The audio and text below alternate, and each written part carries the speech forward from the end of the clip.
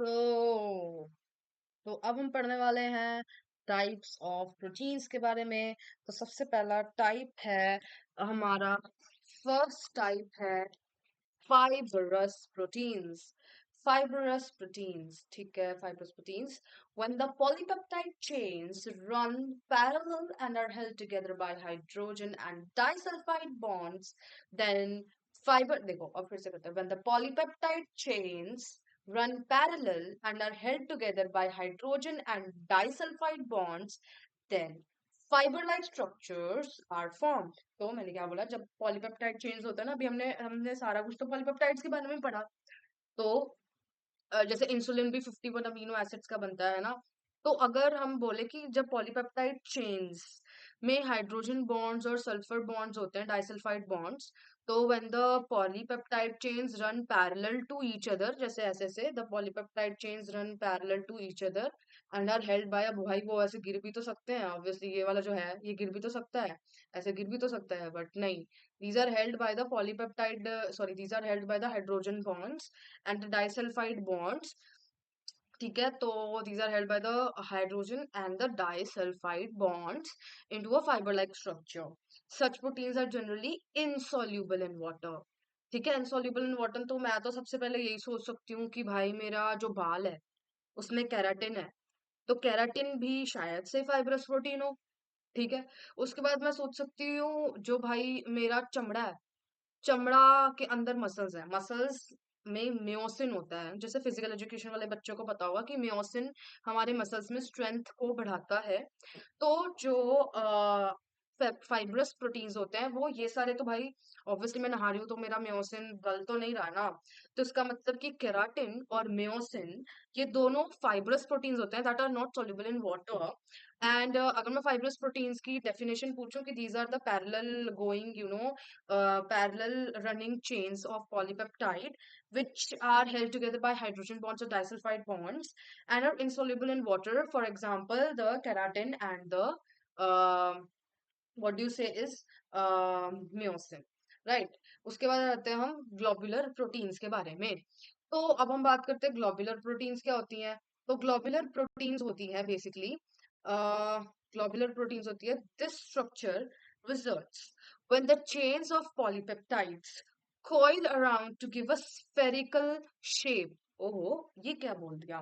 पहले तो chain of polypeptides parallel थे, अब कॉइल अराउंड होके स्फेरिकल शेप में आ गए, तभी तो वो ग्लोबुलर प्रोटीन्स हैं. और एंजाइम्स भी तो ग्लोबुलर प्रोटीन्स होते हैं. तो when the chains of the polypeptides coil to get a spherical shape, these are known as the globular proteins. These are usually soluble in water. ठीक है, जो ग्लोबुलर प्रोटीन्स होते हैं these are usually soluble in water. ओ, अभी तो हमने पढ़ा था कि जो फाइब्रस प्रोटीन्स होते हैं they are non soluble, insoluble in water, but जो ग्लोबुलर प्रोटीन्स होते हैं they are soluble in water. Insulin and albumins are the common examples of globular proteins. हाँ, ये तो सिर्फ इंसुलिन एल्ब्यूमिन बना रहे हैं, मैं बताऊंगी एंजाइम्स भी, क्योंकि enzymes almost all the enzymes are globular proteins. तो इंसुलिन, एल्ब्यूमिन, एल्ब्यूमिन क्या होता है, एग का जो होता है ना व्हाइट व्हाइट पोर्शन, को हम बोलते हैं एल्ब्यूमिन. तो albumin, insulin, enzymes are all the globular proteins. So globular proteins are the proteins, chains of polypeptides that coil around to form spherical shape. They are soluble in water, such as albumin, enzymes, and uh, what was that, insulin, right? तो ये हमने पढ़ लिया. Next पर जाते हैं हम. Structure Structure and shape of proteins can be studied at four different levels, i.e., primary, secondary, tertiary, and quaternary, each level being more complex than the previous one. Okay, fine, मुझे कोई दिक्कत तो है नहीं. Primary structure of proteins. The primary structure of proteins. Okay. तो मैं याद है मैंने न्यूक्लिक एसिड्स का बताया था कि न्यूक्लिक एसिड्स में क्या होता है कि information regarding the chains of the nucleotides that are in the nucleic acid is called the primary structure. तो देखते हैं इसमें क्या है. Proteins may have one or more polypeptide chains. Each polypeptide in a protein has amino acid links in with each other in a specific sequence. And it is this sequence of amino acids that is said to be the primary structure of the protein. ओह! तो उसमें भी वही था, information regarding the sequence of the nucleotides in the chain, you know, of the nucleic acid is called the primary structure. तो इसमें भी primary structure में ऐसा ही है कि the polypeptides contain the polypeptides contain the amino acids, the polypeptides contain the polypeptide linkages between the two amino acids, and the sequence of the linkages bonds between the specific amino acid का जो sequence है, that is called the primary structure. Proteins may have one or more polypeptide chains. Each polypeptide in a protein has amino acids linked with each other in a specific sequence, and it is this sequence of amino acids that is said to be primary structure. Any change in the primary structure, the sequence of a molecule create a different protein. ओह! मतलब कि किसी भी तुम्हारे पास polypeptide chain है, उसके अंदर amino acids हैं। अगर तुम उनके सीक्वेंस को चेंज कर दोगे ना, तो प्राइमरी स्ट्रक्चर को तुमने चेंज कर दिया ना, तो डिफरेंट प्रोटीन बन जाएगा। ये याद रखना कि if you change even one single sequence of amino acid of the polypeptide chain, then a new then the whole protein becomes a different one. ठीक है? ये याद रखना। Secondary structure of proteins. तो सेकेंडरी स्ट्रक्चर ऑफ प्रोटीन्स क्या होती है? The secondary structure of protein refers to the shape in which a long polypeptide chain can exist. तो सेकेंडरी स्ट्रक्चर हमें ये बताती है कि भाई देखो, तुम्हारे पास इमेजिन करो कि एक वूल धागा जो होता है ना, वूल धागा का गोल गोल सा बना रहता है, उसमें बहुत सारा बड़ा सा एक वो होता है धागा, है ना, एक ही धागा होता है ना, पर वो तो तुम्हारे पास वो है। ठीक है? या तुम कर दो, क्या करोगे तुम? तुम्हारे पास है चलो वही ले लो, वही धागा ले लो, और तुम्हारे पास है एक स्वेटर। ठीक है? तुम्हारे पास एक स्वेटर है और तुम्हारे पास एक वूल का धागा।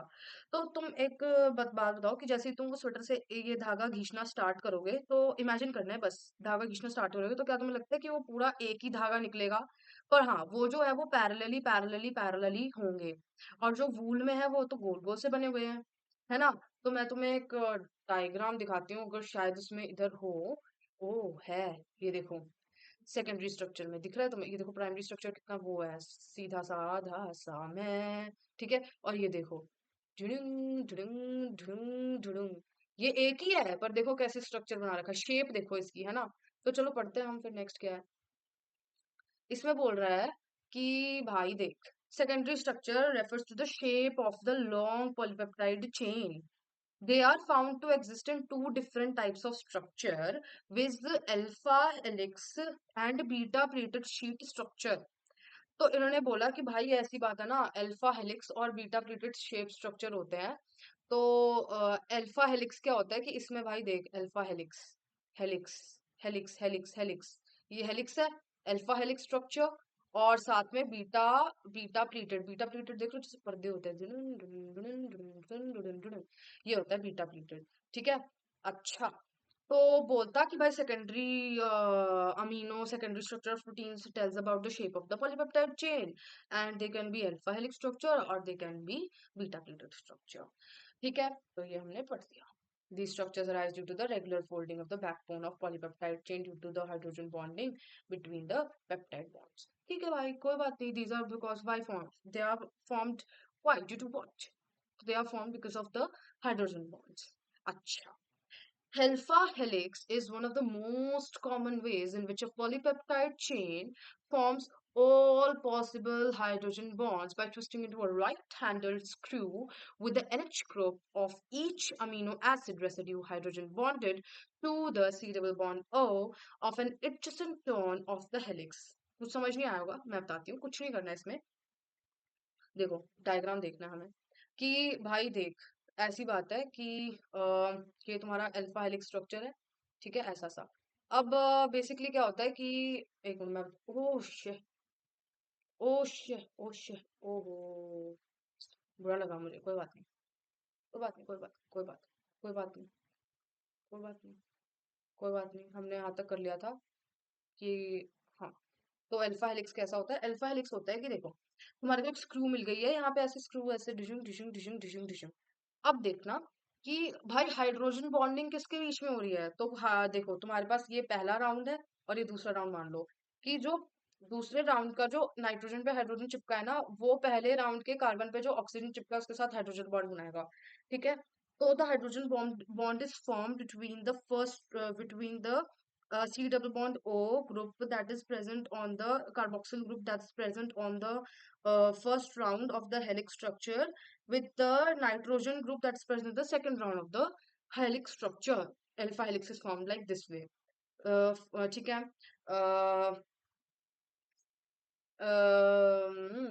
ठीक है, टर्न इसको फर्स्ट टर्न भी बोल सकते हो, सेकंड टर्न भी बोल सकते हो, जो तुम्हारा मन है। In beta-plated sheet structure, all peptide chains are stretched out to nearly maximum extension and then laid side by side, which are held together by intermolecular hydrogen bonds. Same उसमें भी यही है, बस beta they resemble the folds of the drapery and are known as beta-plated sheets. तो beta-plated sheets drapery मतलब पर्दे, ठीक है, या फिर तुम बोलो साड़ी में जब हम कर नहीं देते ऐसे डिचिक डिचिक डिचिक, तो उसे हम बोलते हैं ड्रेपरी। तो बेसिकली क्या बोला है इन्होंने, इन्होंने बोला है कि अल्फा हेलिक्स तो तुम्हें समझ आ गया ना कि फर्स्ट राउंड का जो जीरो बॉन्ड ओ है, सेकंड राउंड का जो एन है, तो वो और बीटा प्लीटेड स्ट्रक्चर में होता है कि बस इमेजिन करना, मैं बोलती रह रही हूँ, इमेजिन करना कि it it less in the full extension, मतलब पूरा पूरा फैला मैक्सिमम एक्सटेंशन है उसमें। ठीक है, और उसके साइड में ना इंटरमॉलिक्यूलर हाइड्रोजन बॉन्ड्स होते हैं, ये जो होते हैं, ठीक है, all peptide chains are laid in the maximum extension side by side and are connected to the intermolecular hydrogen bonds. They resemble the drapery, so that is why they are known as the beta sheets. So भैया ये हो गया। Third आता है tertiary structure of proteins. The tertiary structure of proteins represents overall folding of the polypeptide chains. Tertiary structure of proteins. The tertiary structure of proteins represents overall folding of the polypeptide chains. Oh my god! अभी मैंने पढ़ा primary structure तो बस sequence बताता है, secondary structure shape बताता है, third मतलब tertiary structure folding batata hai, further folding of the secondary structure. Oh my god. So the tertiary structure of the proteins tells us about the overall folding of the polypeptide chains, basically the secondary structure, further classification. So tertiary structure tells us how the secondary structure are folded. It gives rise to two major molecules shapes. ओह, मतलब पहली बात तो उसने fold कर दिया secondary को, तो वो दो शेप्स और बता रहा है। अब सेकेंडरी मतलब कि तुमने अल्फा हेलिक्स को भी फोल्ड कर दिया, तुमने बीटा प्लीटेड को भी फोल्ड कर दिया, तो तुम्हारे को एक नया चीज मिला। और वो एक नया चीज क्या है? वो एक नया चीज बोल रहा है अलग शेप। अलग शेप, शेप तो सेकेंडरी भी देता था। नो नो, सेकेंडरी को भी फर्दर शेप कर दिया इसने, टर्शरी बाबा। तो टर्शरी बाबा ने दिया फाइब्रस एंड ग्लोबुलर। अभी हमने पढ़ा फाइब्रस क्या होता है, जल्दी जल्दी जल्दी जल्दी जल्दी। फाइब्रस वो होते हैं जो कि पैरेलली होते हैं अरेंज्ड, और उसमें हाइड्रोजन एंड डाइसल्फाइड बॉन्ड्स होते हैं, और वो वाटर में insoluble होते हैं, सच एज केराटीन और मेरा चमड़ा मतलब मायोसिन। और उसके बाद ग्लोबुलर ग्लोबुलर होते हैं जो वाटर में soluble होते हैं, और ये मतलब कि स्फेरिकल बॉन्डेड होते हैं, और ये मतलब कि इनके एग्जांपल्स होते हैं इंसुलिन एंजाइम्स और थर्ड क्या था, एल्ब्यूमिन। तो या the main forces which stabilize the 2-degree, 3-degree structures of proteins are hydrogen bonds, disulfide linkages, van der Waals, and electrostatic forces of attraction. So the main forces which stabilize the 2-degree, 3-degree structures, 2-degree, 3-degree मतलब ये बोल रहा है secondary और tertiary structures को तो stabilize करते हैं, like the alpha and beta, और उसका वो further folded करती globular fibers को। अभी हमने पढ़ा था यार fibrous और globular को कौन करता है, तो obvious सी बात है कौन करता है, may it be hydrogen bond, may it be disulfide linkage, may it be van der Waals forces, may it be electrostatic attraction। तो हमारा टर्शरी भी कंप्लीट हो गया, बहुत ही वाहियात था, कुछ था ही नहीं इसमें। तो टर्शरी में फर्दर फोल्डिंग ऑफ सेकेंडरी, ठीक है, बार बार बोल रही हूँ ताकि रिवाइज हो, further folding of tertiary secondary is called tertiary. 2 degree 3 degree अलग अलग चार चीजों से होती है, वैंडरवाल्स अट्रैक्शन, फिर van der Waal force of attraction, electrostatic attraction, hydrogen bond, disulphide linkage, और बस।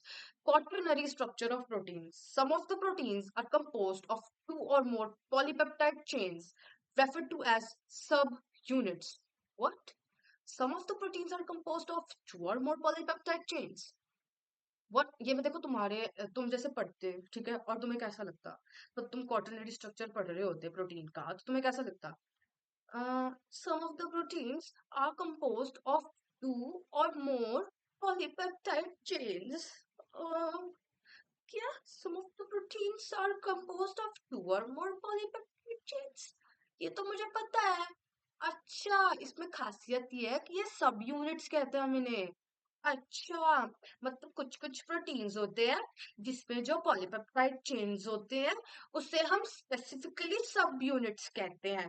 तो क्वाटरनरी स्ट्रक्चर में सब यूनिट्स ऑफ प्रोटीन्स प्रेजेंट होते हैं। अच्छा, the spatial arrangement of these subunits with respect to each other is known as quaternary structure.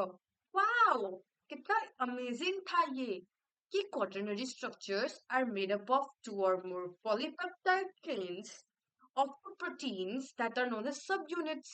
The subunits uh, the spatial arrangement of the subunits are known as the quaternary structure of proteins with respect to each other. Wow, ये भी याद हो गया। Wow. चलो पढ़ लेते हैं। जो हमने पढ़ा था फाइब्रस प्रोटीन्स देख लो, सब कुछ हमने पढ़ा था वही है। ग्लोबुलर प्रोटीन भी वही है, प्राइमरी स्ट्रक्चर वही है, सीक्वेंस बता रहा है ये। और फिर हमने पढ़ा secondary structure of protein. Secondary में भी हमने देख लिया था बीटा प्लीटेड और वो सब प्लीटेड वगैरह वगैरह। और भाई हमारे को वो शेप के बारे में बताता है, ये भी हमने पढ़ लिया था। ठीक है, अल्फा प्लीटेड हमने देख लिया था और बीटा प्लीटेड भी हमने देख लिया था। फिर हमने टर्शरी देख लिया था कि टर्शरी हमारे को फोल्डिंग का बताता है और उसमें main process 2 degree 3 degree structures of proteins होती हैं।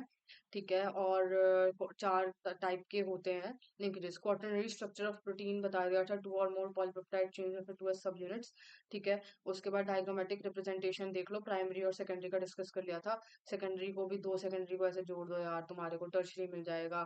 फिर क्वाटरनरी में कुछ भी बना दो, ऐसे बना दो।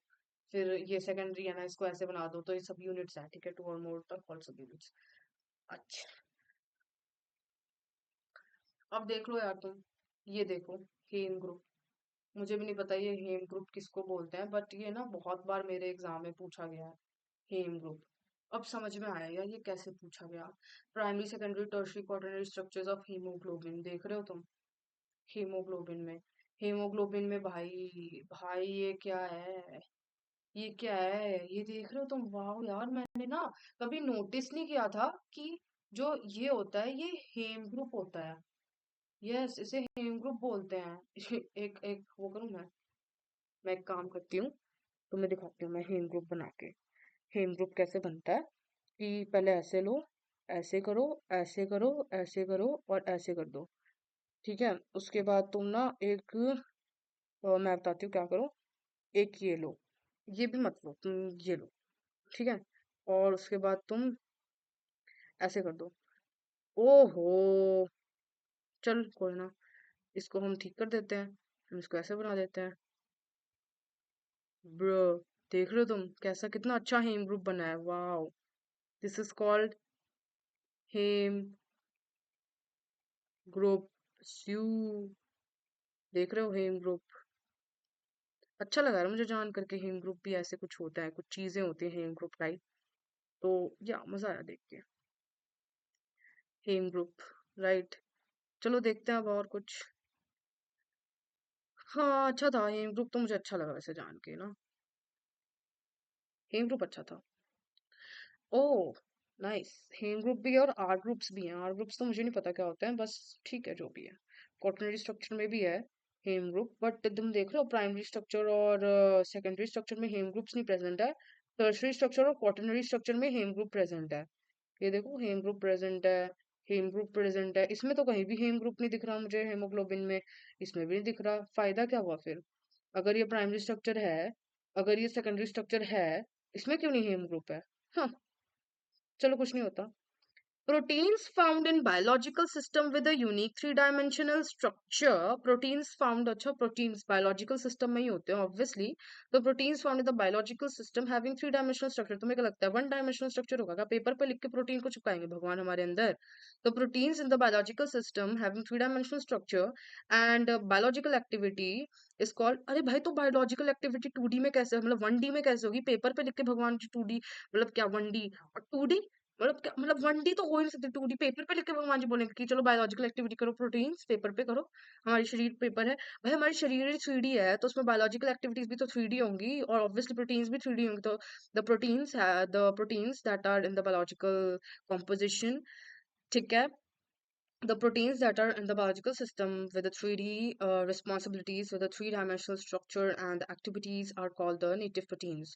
भाई नेटिव प्रोटीन्स क्या है मैं बताऊं नेटिव प्रोटीन्स क्या होते हैं नेटिव मतलब तो अपना गांव का कहाँ का है तुम्हारा नेटिव तो यार तुम कुछ गांव ऑब्वियसली सब गांव से ही होते हैं मतलब कहीं ना कहीं रूट तो गांव में ही होता है ना ऑब्वियसली बात है ज्यादा से ज्यादा कोई शहर कोई टाउन होगा है ना शहर में तो फिर हाँ ठीक है जो भी है बस ये है कि तुम्हारे एंसेस्ट्रल भी नेटिव्स नेटिव्स कहाँ पे होंगे तुम्हारे है ना तो या बेसिक सी बात है बहुत बेसिक से बात करते हैं नेटिव प्रोटीन्स हैं क्या native proteins are the proteins that are in the biological composition biological structure system with a three-dimensional structure and also having some biological activity when a protein in its native form is subjected to physical change like change in the pH or the temperature है ना chemical change the hydrogen bonds are disturbed okay भाई कि भाई अगर native protein है ना और उसमें तुमने कुछ डिस्टर्बेंस ला दी थ्रू द pH चेंज और थ्रू टेम्परेचर है ना केमिकल चेंजेस कर दिया तो due to this globules unfold and helix get uncoiled and proteins loses its biological activity ये तो गलत बात है यार ग्लोब्यूल्स बेचारे स्फेरिकली अब वो अनफोल्ड हो जाते हैं अनकॉइल हो जाते हैं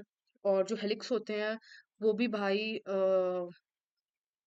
क्या बोलते हैं अनफोल्ड हो जाते हैं this is called the denaturation of proteins oh my god so basically अगर तुम्हें पूछे ना what is denaturation of proteins so basically you can say कि the native proteins when they are expose to certain foreign things like the pH change temperature change है ना chemical changes so they lose their basic structure globules unfold the helix uncoiled so these are the denaturation protein during denaturation, secondary and tertiary structures are destroyed, but primary structures remain intact. अभी देखा तुमने secondary structure क्या था? Helix, alpha helix और beta pleated. Tertiary क्या था? Secondary का ही वो बड़ा था, unfold हो जाता है. जब वो fold हो जाता है secondary, तो हम उसे बोलते हैं globular या फिर वो.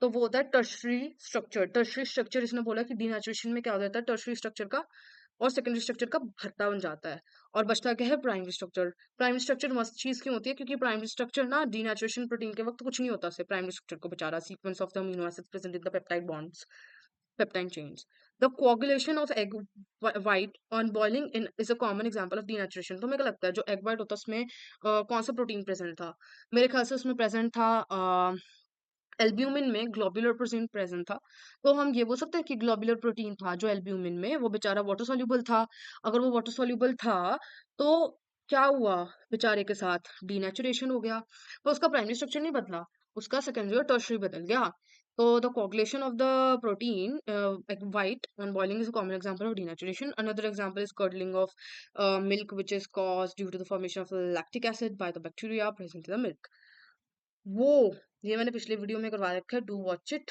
बहुत ही मजा आया मतलब करके मुझे तो हेम ग्रुप जो था ना वो सबसे ज्यादा पसंद आया मतलब सही में बताऊं तो हेम ग्रुप मस्त था भाई बाकी तो मस्त थी ये भी मस्त थी ये मैंने तुम्हें समझाया था ना कि हाँ ये भी मस्त था तो ठीक है बढ़िया था और कुछ था नहीं इसमें कुछ ठीक है ये मैंने पिछले वाले वीडियो में समझाया है बाकी देख लेना जाके और तब तक के लिए बाय बाय